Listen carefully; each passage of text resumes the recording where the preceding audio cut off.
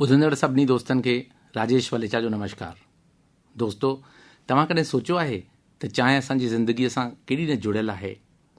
केतिरा माण्हू त अहिड़ा बि आहिनि जिन खे सुबुह सुबुह जो चांहि न मिले त ॼण ॾींहुं ई बेकार थी वेंदो आहे उन्हनि जो, ऐं किन खे वरी हर ॻाल्हि ते चांहि जो बहानो खपे।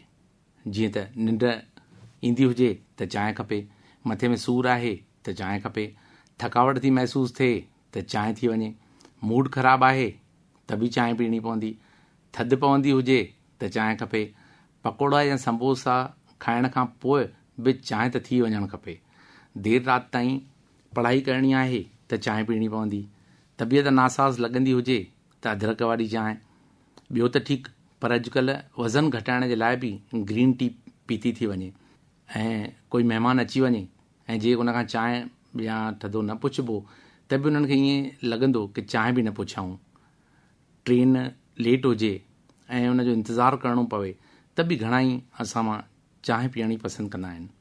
टीवीअ ते काई सुठी फिल्म या कोई मैच हलंदो हुजे त बि चांहि त पी वठंदा आहियूं, ऐं आख़िरी में वॾी ॻाल्हि जेकॾहिं प्रधानमंत्री बणिजिणो आहे त बि चांहि ठाहिणी ऐं विकिणणी पई।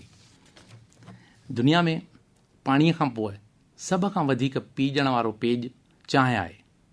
तव्हां किथे बि वञो, तव्हांखे स्टेशन ते, गलीअ जे मोड़ ते चांहि जो दुकान ऐं चांहि पीअण वारा मिली वेंदा, ऐं हर शहर में को नामी चांहि वारो बि मिली वेंदो। चांहि हिकु पीअण जी शइ खां वधीक हिन संस्कृतीअ जी सुञाणप बणिजी चुकी आहे। असांजे देश में त रिश्वत बि चांहि पाणीअ जे नाले ते वरिती वञे थी, पर चांहि जा शौक़ीन सिर्फ़ु भारत में ई न पर सॼी दुनिया में आहिनि। दुनिया में लॻभॻि 300 करोड़ कप चांहि रोज़ पीती वञे थी। अफ़गानिस्तान ऐं ईरान जो राष्ट्रीय पेज चांहि आहे। 2005 खां वठी भारत समेत केतिरा ई चांहि पैदा करण वारा देश 15 दिसंबर ते चांहि जो अंतर्राष्ट्रीय ॾींहुं करे मल्हाईंदा हुआ, पर 2015 में इंडिया संयुक्त राष्ट्र महासभा में 21 मई खे चांहि जो अंतर्राष्ट्रीय ॾींहं जी सिफ़ारिश कई, ऐं जेका 2019 में क़बूल कयो। इन करे हाणे उहो 21 मई ते मल्हायो वेंदो आहे। हाणे अचो त चांहि जे इतिहास ते बि थोरी नज़र विझूं। चांहि किथां आई, उनजो पतो सॼी दुनिया खे कीअं पियो, उन पोयां केतिरियूं कहाणियूं आहिनि। कुझु मंताउनि मुताबिक़ चांहि जो इतिहास 5000 सालनि खां बि पुराणो आहे। चांहि पीअण जी शुरूआति सभ खां पहिरीं चीन में थी हुई। दुनिया में चांहि जे लाइ हिकु कहाणीअ मूजिबि चीनी इतिहास जे ॿी राजा शेन नोंग जॾहिं पंहिंजे फ़ौज सां गॾु हिकु इलाइक़े में रुकियल हुआ, तॾहिं पंहिंजे थकावट मिटाइण जे लाइ पंहिंजे लाइ गरम पाणी आणण जे लाइ पंहिंजे नौकरनि खे चयो। जिते पाणी गरम कयो पियो वञे, उते लॻायल ॿूटनि मां कुझु पन हवा में उॾामी करे पाणीअ में किरी पिया, ऐं राजा जॾहिं इहो पाणी पीतो त उनखे पसंदि अची वियो ऐं हुनखे ताज़गीअ जो अहसासु थियो, ऐं चयो वञे थो त उहे पन चांहि जा पतियूं हुयूं, ऐं अहिड़े नमूने सां चांहि जी शुरूआति थी।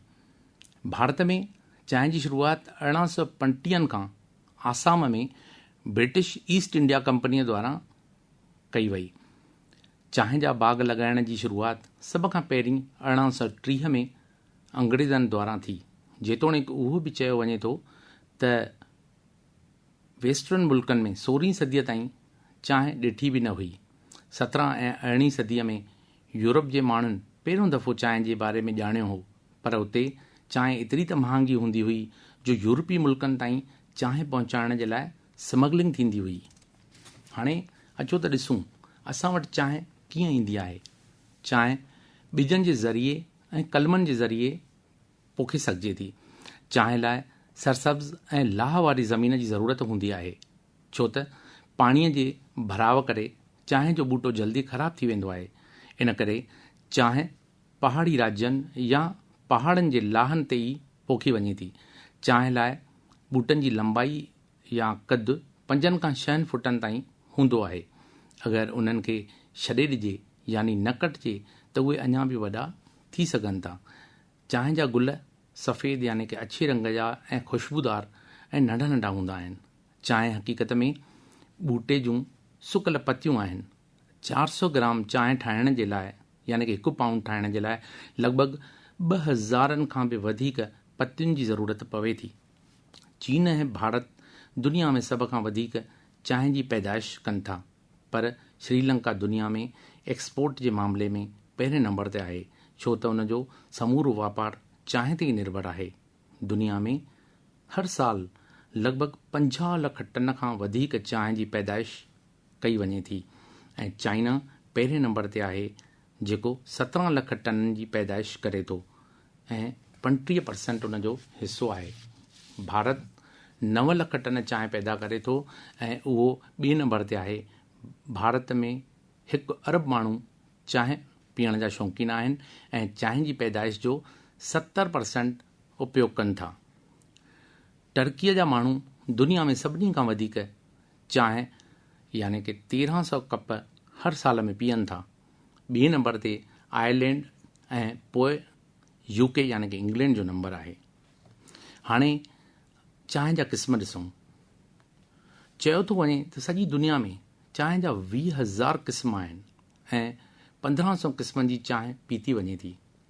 उन में 6 क़िस्म ख़ासि आहिनि जेकी दुनिया में वधीक मशहूरु आहिनि। सभ खां वधीक पसंदि ईंदड़ चांहि, जंहिंमें चांहि, खीरु, खंडु ऐं पाणीअ सां ठाहियो वञे थो। इन खां पोइ अचे थी ग्रीन टी, जंहिंजा फ़ाइदा केतिरियूं ई कंपनियूं ॿुधाए करे उन खे विकिणी रहियूं आहिनि ऐं माण्हू बि उन खे पसंदि करे रहिया आहिनि। उन खां पोइ आहे black T, herbal tea, white T ऐं ऊलोंग टी। हाणे उन खे बि पसंदि कयो वञे थो। चांहि जी क़ीमत उन जी ख़ुशबू ऐं गुणनि ते आधार रखे थी। चीन जे हिकु चांहि जे क़िस्म दा होंग पाओ जी क़ीमत तक़रीबन 8 करोड़ किलो चई वञे थी, जेका दुनिया में सभ खां महांगी चांहि आहे। पर दुनिया में सभ खां वधीक विकामजंदड़ चांहि जी ब्रांड लिप्टन टी आहे। अमेरिका जे माण्हुनि 1904 में सेंट लुइस जे विश्व मेले में पहिरियों दफ़ो आइस्ड टी जो सवादु चखियो।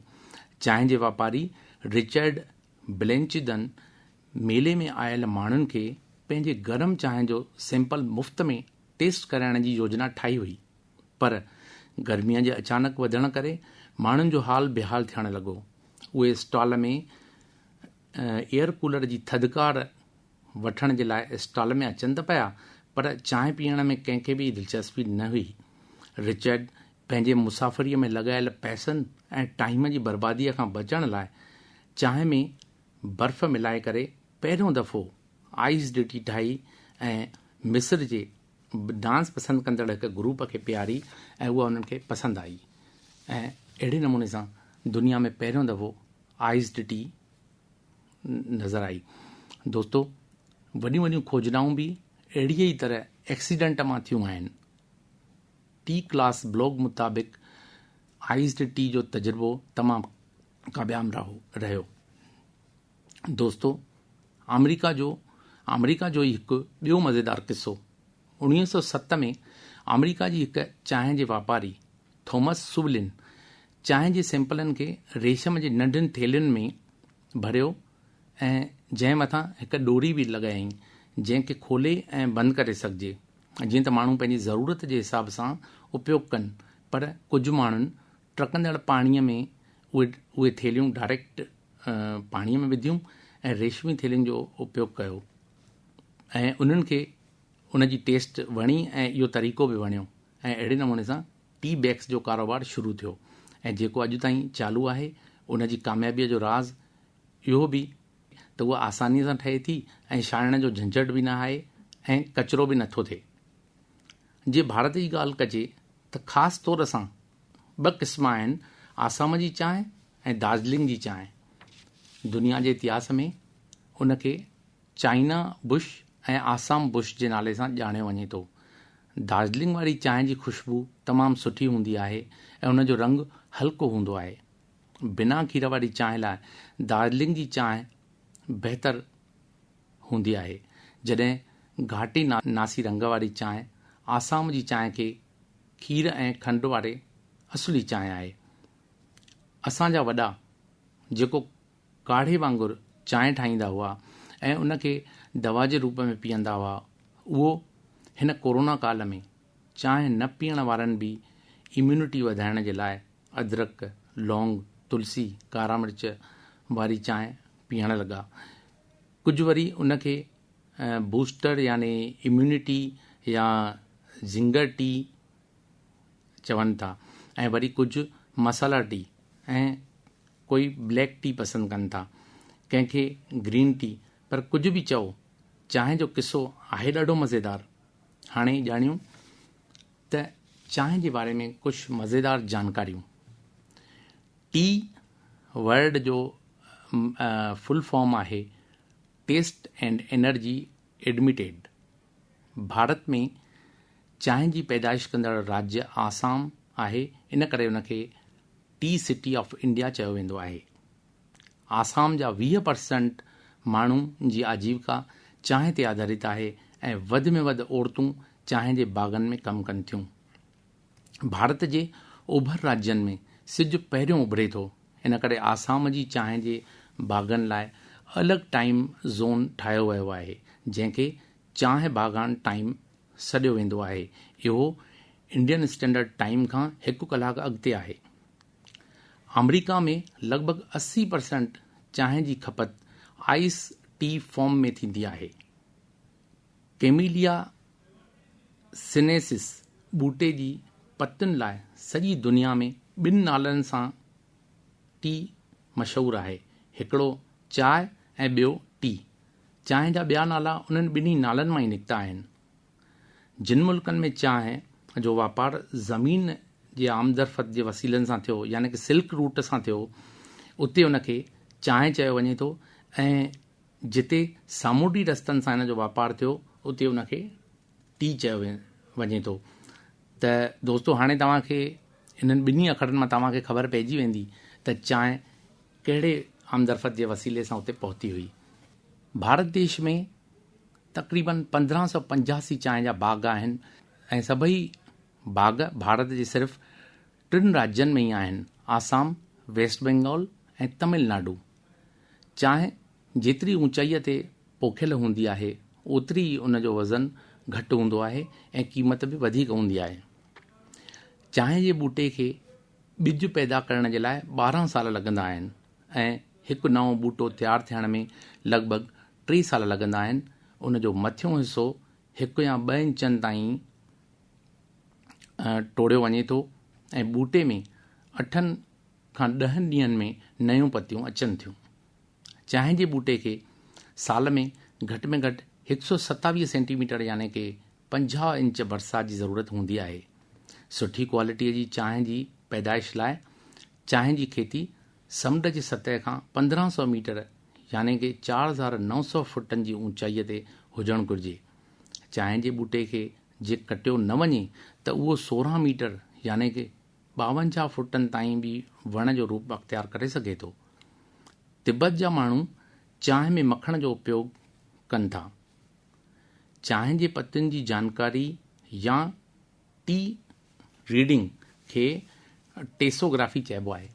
चांहि जे बारे में एतिरियूं मज़ेदार जानकारियुनि खां पोइ चांहि जे फ़ाइदनि ऐं नुक़साननि खे बि ॾिसी वठूं। अचो त सभ खां पहिरियां ॾिसूं था चांहि जा फ़ाइदा। निंड ईंदी हुजे ऐं जाॻणो हुजे त निंड खे भॼाए थी। चांहि में एंटी एजिंग अनासर यानी कि तत्व हुजण करे वधंदड़ उमिरि जो असरु घटाए थी। चांहि पीअण सां शक्ति मिले थी। विर्त वग़ैरह में जॾहिं असां बुख कढूं था त चांहि जो ई वॾो हिकु सहारो हूंदो आहे। ग्रीन टी पीअण सां वज़न घटिजे थो। यादि शक्ति वधे थी। एलर्जी दूर थिए थी। दिलि जी तकलीफ़ुनि में बि मददगार आहे। घटि कैलोरियुनि वारो पेज आहे। शरीर में पाणीअ जी मात्रा बरक़रार रखे थो यानी कि बॉडी हाइड्रेट करे थो। इम्यूनिटी यानी बीमारियुनि सां लड़ण जी शक्तिअ खे वधाए थो।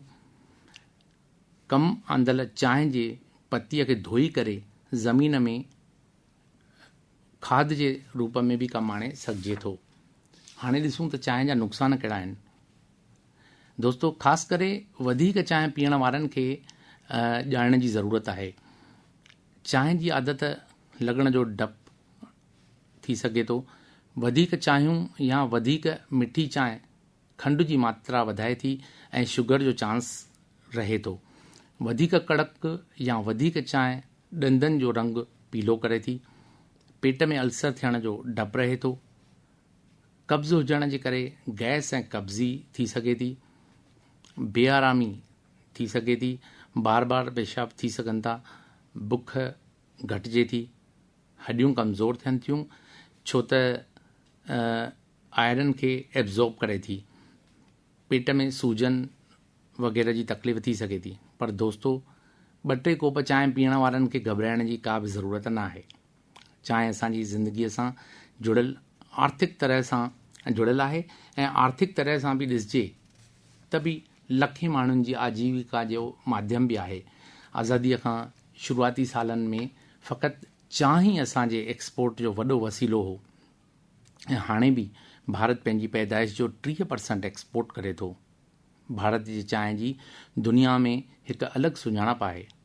दोस्तो, मूंखे उमेदु आहे त तव्हांखे चांहि सां जुड़ियल ही तमामु जानकारी भरियो लेख वणियो हूंदो ऐं तव्हांजी जानकारीअ में इज़ाफ़ो ज़रूरु थियो हूंदो। वरी मिलंदासीं हिकु नए विषय सां। तेसि ताईं इजाज़त ॾींदा। जय झूलेलाल। ऐं दोस्तो, ही प्रोग्राम तव्हांखे कीअं लॻो, तव्हांजे ख़तनि ज़रिए ॼाणाईंदा त मूंखे तमामु घणी ख़ुशी थींदी ऐं मूंखे लॻंदो त मुंहिंजी कोशिशि कामयाबु थी।